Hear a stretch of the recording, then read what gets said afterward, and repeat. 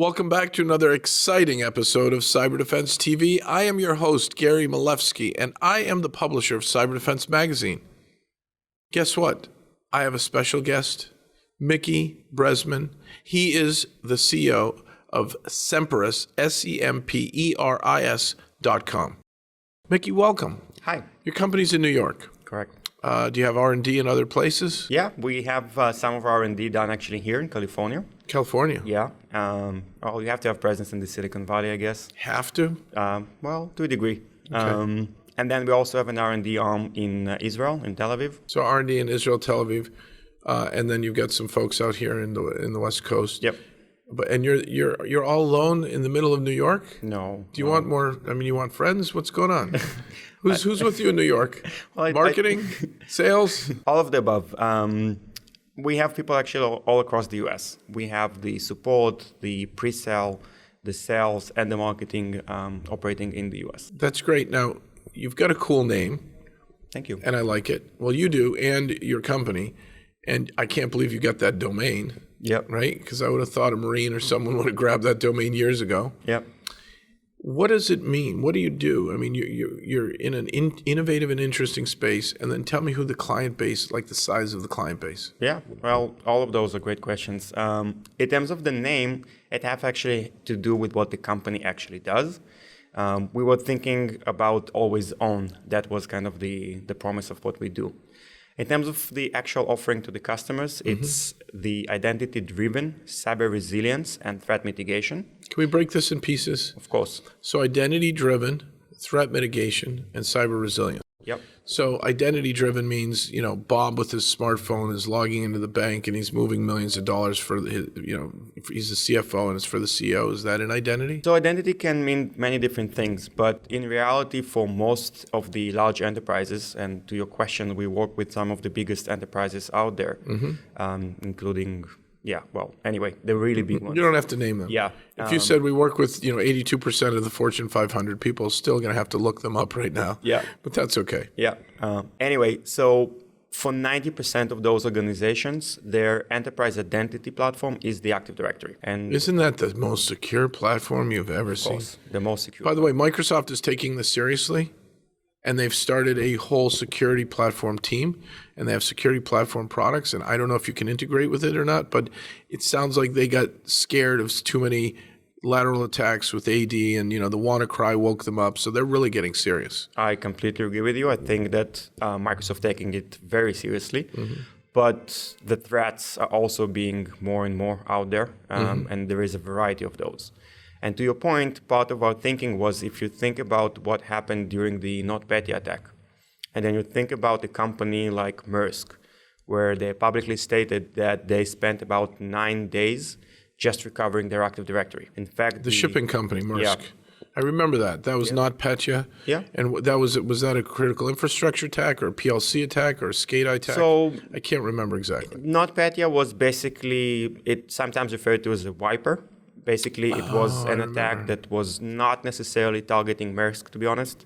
It was an email that said, go into your computer, DOS or Linux, and type in RM-R. Right? Is that what it did? Not exactly, but what happened there was allegedly, because the attribution was never there, but the assumption in the industry is that it was a weapon that was actually used by the Russians against the Ukrainians. And then, kind of by chance, the wiper jumped through one of the systems in the Ukrainian software company that basically did an update. And from there, jumped to many different other servers in the world. The total damages from NotPetya are estimated to be about 10 billion. That's 10 billion in damages? Yes, that's the U.S. government estimation. And that's one piece of malware attack? Correct. Wow. Well, by the way, yep. the attack from North Korea against Sony Pictures Entertainment, that hurt reputations. People lost jobs. That cost them maybe 50 to 100 million, maybe more, because people saw their movies for free. Right. And that industry got hurt. Of course. All it takes is one piece of malware and you can really harm an industry. Yeah. So the CISO of Maersk recently stated that if your AD recovery takes 9 days, that's bad, really bad, and you should try and get it to 24 hours. What we are able to do in those cases, we're able to restore the entire AD environment, and we have a way to do it clean and anywhere recovery. We can discuss what it actually means, but time-wise, we can do it in less than 3 hours. Less than 3 hours. Yeah, so it's 9 days, 3 hours. You're reminding me of Carbonac and old ATM machines running Windows, 95 in Russia. Yeah. And they're spitting out rubles. Right. They couldn't patch those machines if they tried. I bet you that even till today, there are some banks that are still running Windows XP on some of their ATMs. Can we deploy you in a small organization or a medium size, or you're still just wanting to be in that upper echelon of the Fortune 1000? Yeah. So funny story, about 3 months ago, we have uploaded 3 law firms in less than 3 weeks, because they all have a specific concern, a specific need, where we can solve one of their challenges in 30 seconds, what they typically will spend half a day upon. So to your question, by default, we typically go after the bigger enterprises. That's kind of where we feel the most comfortable. But we definitely have the 200 employees in organizations as well using us. So 80% of GDP in the United States comes from SMBs, small to medium-sized businesses. The economy is driven by SMBs. So 80% comes from SMBs, small, medium-sized. That could be 100 computers to, say, 10,000 computers, maybe a little more, 20,000, 100,000, but it's not Fortune 1000, right?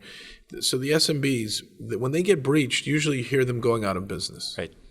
So it seems to me what you do could help reduce the risk tremendously of them going out of business. Completely agree with you. And we just had a conversation about the local government as an example to that, where they understaffed. Smart cities or smart towns. The word smart means vulnerable, doesn't it? Yeah. To a degree, that's actually kind of, I think, what got us to where we are. Because if you think about it, the amount of companies that are becoming more and more digital and basically moving all of their business to be done in the cybersphere also brings a lot of vulnerabilities, because you all of a sudden have so many different ways to go after you.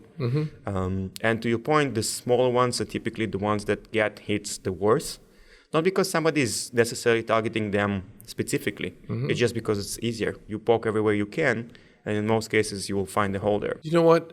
I don't understand why I haven't heard about you on every network, and you're saying, and it's cloud-based and it's instantly deployed. It's not, so for most of our customers, they actually prefer not to have it as a cloud-based. Oh, they want it on-prem. Yeah, we can't go cloud if you want to as a company. VM on-prem? VM on-prem, hardware on-prem, whatever you want. We can support any scenario. Great. We do have customers that deployed it on Azure. That's also fine. AWS is also fine. Google Cloud is fine as well. How long did it take to build your system? Oh, wow. I would say that it never got to an ending point, because we constantly add more and more features. Is there anything else that you want to tell our viewers, listeners, and readers? Nothing that immediately comes to mind. Well, where are we going to send them to learn more about you? And are they going to get a POV or proof of value, proof of concept? Yeah, I like the POV thing better, to be honest. Because you are instant value. It's really proof of instant value. Why don't you be the first, my new acronym, POIV, proof of instant value. Sounds great. You do that, and everyone's going to be like, how come I'm not a POIV? Because it took you 6 months. Yeah. Now, our POVs are very fast, and that's one of the things that we like. Part of the POV that we provide is actually how do you do testing against AD disaster recovery planning. Interesting. We just simplify the process to 3 clicks. 3 clicks. Yeah, that's the whole thing. And can they get a demo, or is it they've got to talk to sales, they got to schedule time, it's got to interact because it's a bigger system? They need to talk to somebody. Yes, that's the general approach. Can't download it today. No. But when I do, it's going to be point and click. The deployment itself, for most organizations, a few days and you're done. So semperis.com. Yep. Great interview. Thank you so much. Thank you. Check out his website. If you're a large organization or even one of the higher echelon of the SMBs, we've got a great solution here. semperis.com. And then come back next time for an exciting episode of Cyber Defense TV. Thank you.